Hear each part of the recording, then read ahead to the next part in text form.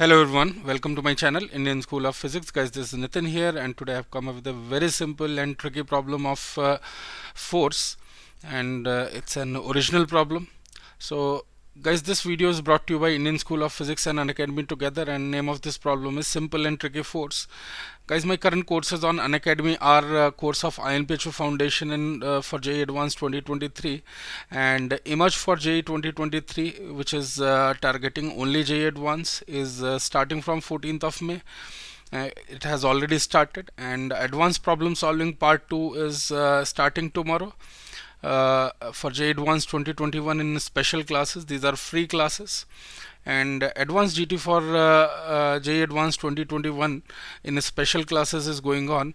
So far 14 tests we have conducted, and advanced course for JEE 2022 in Hindi and English has started from 20th and 23rd of April. So we are about to finish electrostatics in these batches.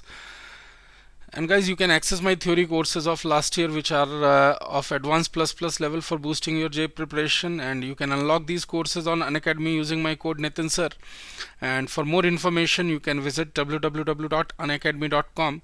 and guys, trust me, physics will never be the same again.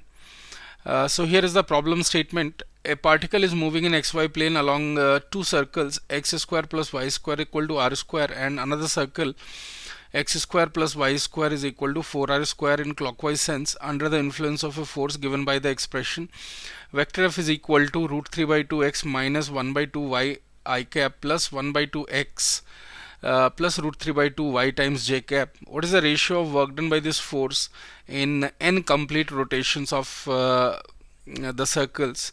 So by this force we have to find out work done in C1 and work done in C2. So here we can use the polar form of polar coordinate system. So r cap is given by xi plus yj cap plus root of x square plus y square, and theta cap is given by minus yi cap plus xj cap divided by root of x square plus y square. Already many times I have discussed about these polar coordinate systems in channels videos also and in classes also. So I hope you guys know this, because normally this problem looks terrible if we try to calculate using conventional method, but if you split the force, like suppose this force is given, and we can just rearrange this force by taking root 3 by 2 common, and we are getting xi plus yj and 1 by 2 times minus y plus xj.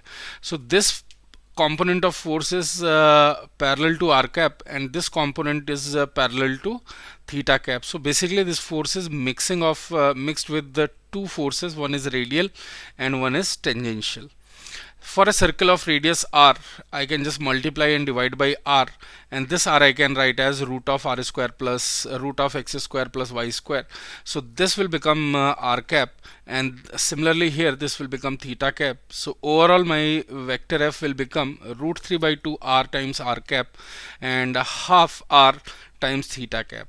So one component of force which is in radial direction, and another component it is in tangential direction. Now here we can see for one turn we can calculate, and for n turns also same ratio is going to come. So I'm just taking the ratio of one turn. So you can see here it's clockwise, and r cap force is going to be everywhere perpendicular to this circle. So directly I can write this WFR, work done by this FR component. It is perpendicular to the circle everywhere, so this work done is 0. And this r by 2 theta cap, it is tangential anti-clockwise direction, and we are taking clockwise, so work done will be negative. And for this circle radius r is going to be capital R, so I can write it as minus r by 2 times path length. Path length is, because it is tangential force, so path length is 0 to 2 pi r. I can directly write this work done as minus pi r square. For n turns it will become minus n pi r square, right? So this WC1 by WC2 I can simply write it as ratio of radius whole square.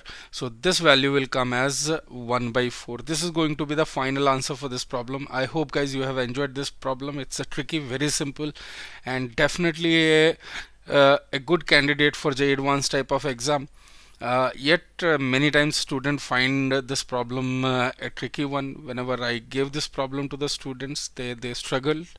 But once I explain, I think they never forget this problem after that.